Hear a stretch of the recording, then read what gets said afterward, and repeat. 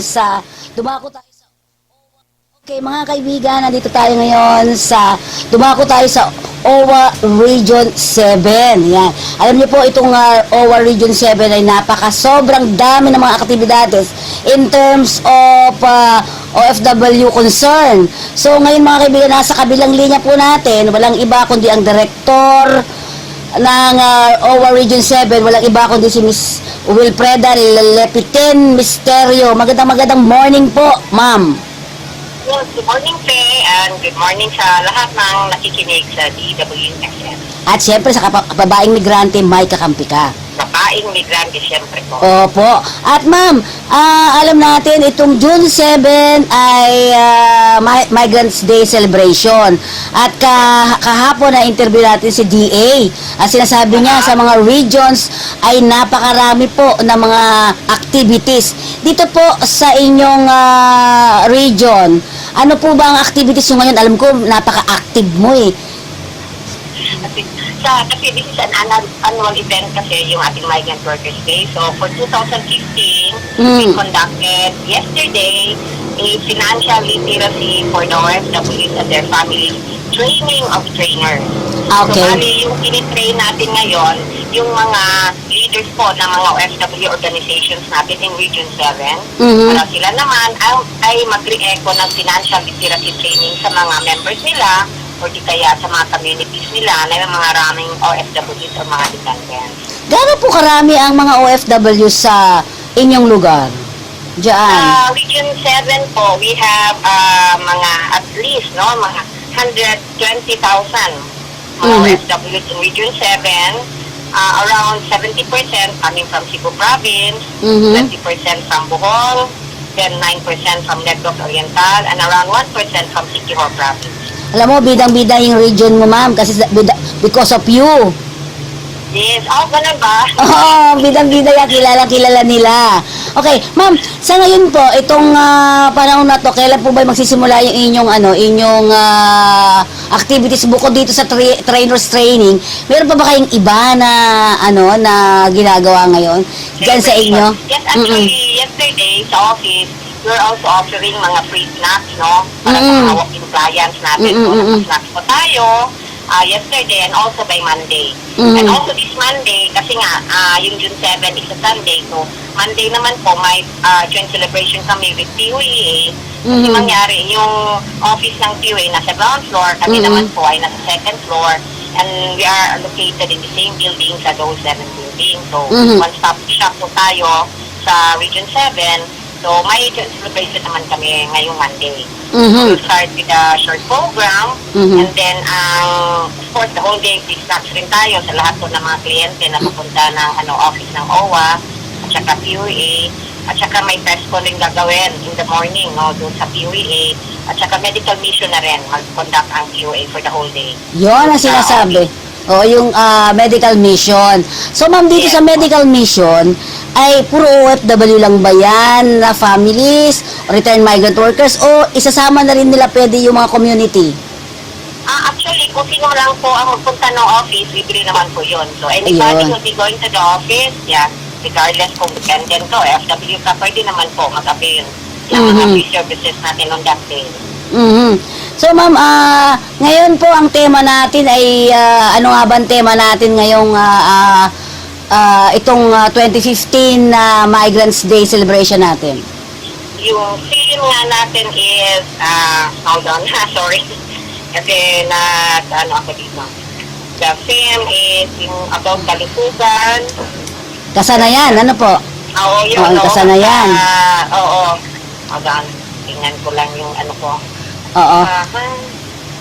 So anyway po, yung sa atin naman po, dito sa Cebu, kahapon, we had like 95 participants doon sa financial literacy natin. Oo. Coming from 48 different organizations in Region 7. Yun. So we hope naman po, yes, Pe. Oo. Ma'am, kasi alam kong dahil napaka-active, alam nyo, nakasama namin yung iba dun sa mga training namin, mga miyembro ninyo eh.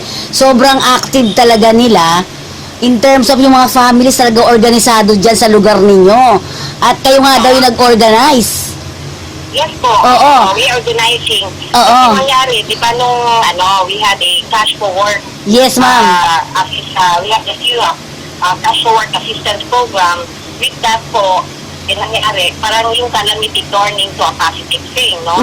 Because after the implementation of the cash for work assistance program, we had opportunity to organize naman sila yung mga beneficiaries natin kasi nga nagsama-sama sila for mga 15 days.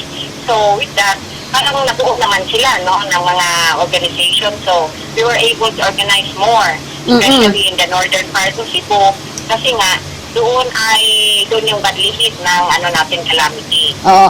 Kasi nung nakausap namin yung mga, nag-interview po kami ng inyong mga miyembro dyan sa OWA, dyan sa Region 7. Maganda naman po yung response nila in terms of doon sa ginagawa nyo sa kanila. Ay, okay po. Salamat naman. Yan. Appreciate nila. At ma'am, syempre po, itong sinabi nyo kanina, yung mga trainers, itong mga literacy program ninyo, may mga nakakapag-avail po ba sa inyo ng mga loans? Kasi yung reintegration program natin, di ba? Yes po. Kasi nga, meron naman tayong 2 billion reintegration program Oo. with ang partner po natin, yung Land Bank. So, with that, marami naman po ang nag-avail ng mga business loan with Land Bank. Mangyari lang, punta sila sa office para we can give them an orientation or a briefing on how to go about availing the program. And then, after the department po natin, ay mag-attend din sila ng entrepreneurship development training.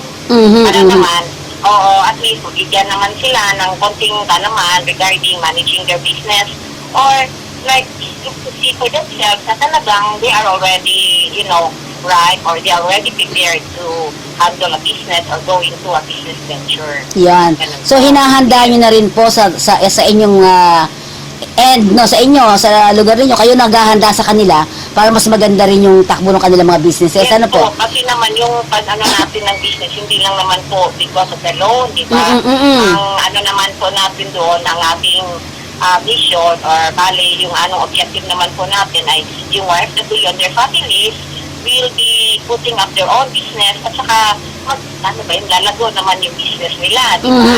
Na we will see na they will be having their business and will succeed, no? In whatever business they will go into.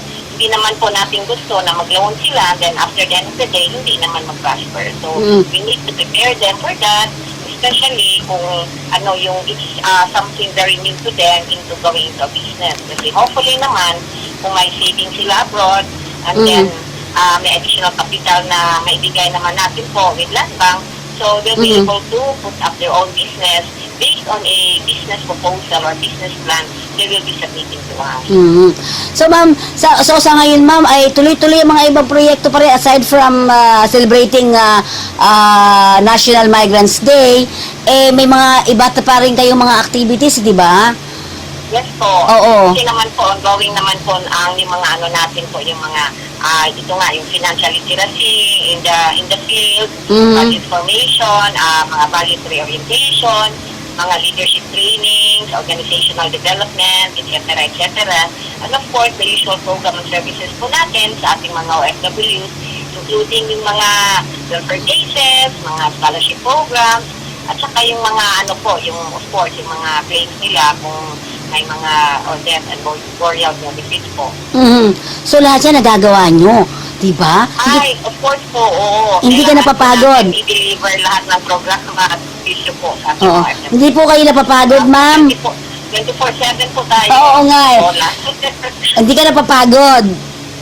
Ay, syempre po, servisyo tayo sa ating mga kliyente. So, alam mo naman po, hindi naman parehong time zone din natin sa labas, kaya ang Region 7 po ay sinasabi ko, 24/7 din po tayo. Yan. Para anytime accessible tayo, anytime naman po, wherever they are, pwede rin nila ma-access yung natin. Okay. Yung email, at saka yun naman yung mga hotline numbers. Okay. So ma'am, tayo po ay nasa second floor, ng Dolby 7 building. Yes po. Gorordo Avenue, corner General Maximum Avenue, Cebu City. Yan. Po. Oo, dyan po kayo pwede pumunta. At pwede kayong sumulat din kung nais silang sumulat, di ba, ma'am? Yes po. Opo. So, ma'am, may mga mensahe ka ba sa ating mga kababayan, lalong-lalo na yung mga nakikinig sa atin at nanonood sa atin?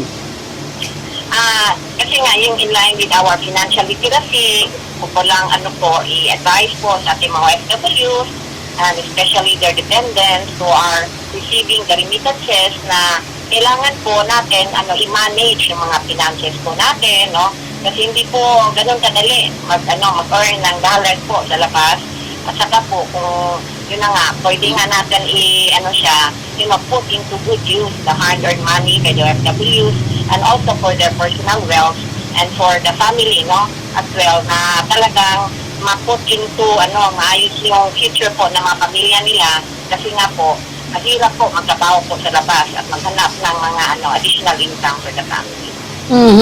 So, kung nais po ninyo lumapit dito sa atin sa OWA Region 7, yung po nabanggit namin kanina sa inyo na address ay pwede niyong puntahan. At, ma'am, ito po ay papadala namin sa inyo kasi mapapanood din po nyo kayo sa YouTube. Ilalagay natin yan sa YouTube. Okay. Oo. So, with that, meron ka pa ba, ma'am, gustong batiin in your own language? Go ahead po, ma'am. And dialect pala. Okay, yun na nga. Yung theme natin this year is handog sa iyo OFW, kalusugan at karapatan tungo sa kaunlaran. Yun po. So, with that, I would like to greet all our OFWs and their families a happy Migrant Workers Day. And of course, we would like to wish them success in wherever part of the world they are now. And of course, the families left behind to support the OFWs and for them to really meet yung yung mga pinangarap nila po, kaya nagtrabaho po sila sa labas. Ayan. So, thank you very much, ma'am. Alam kong napaka-busy mo ngayong araw na ito, pero natawagan kita pa rin. Thank you po. Ayan po si Director Wilfrede Lepiten Misterio. Thank you very much po, ma'am. No problem, sir. And then good morning also to you. Okay. Salamat. Salamat po. Diba?